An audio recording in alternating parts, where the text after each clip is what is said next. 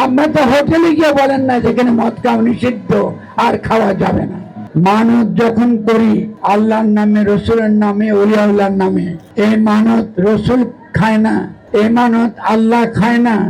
এই মানতের অধিকারী একমাত্র আশ্রয়হীন, নিরক্ষর, বিভক্ষ, যে ক্ষুধার্ত তার অধিকার। আপনি সেই মানতের টাকা, মাজারের টাকা লুট করবেন, এটা আমরা আর চলতে দেব না। এই মানতের টাকা চুরি করেন বলেই আপনি এখান থেকে পাগলদের তাড়াইতে চান গাঁজা খাওয়ার কথা বলে। আপনি গাঁজা খাওয়ার কথা বলে তাড়াইতে চান, আর সারা বাংলাদেশকে আপনারা তামাক চাষের ক্ষেত্রে বানাচ্ছেন। কই সিগারেটের বিরুদ্ধে কথা বলেন না, মদের বিরুদ্ধে বলেন না। আমরা তো হোটেলে গিয়ে বলেন না যেখানে মদ খাওয়া নিষিদ্ধ আর খাওয়া যাবে না। আপনারা পাগলের বিরুদ্ধে কেন আপনাদের এত হুমকি? কারণ আপনারা মাজারের টাকা লুট করতে চান, পাগলের হক লুট করতে চান।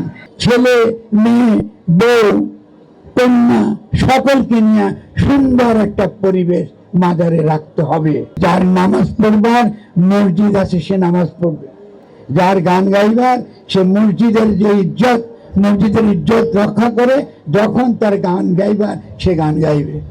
যার ওয়াজ করার দরকার সে ওয়াজ করবে, আর যার বক্তৃতা দিবার দরকার সে বক্তৃতা দিবে। মাজার সকলের, কিন্তু মাজারে যার হক, যাদের হক সবার উপরে, তাদের হক হলো পাগলের হক। যে নিরাশ্রয়, যে অনাথ, যার কিছু নাই, তার হক সবার আগে, তারপরে অন্যদের হক। তাদের হক মেরে আমরা আর অন্যদের কোনো হক আমরা আরোপ করতে পারবো না।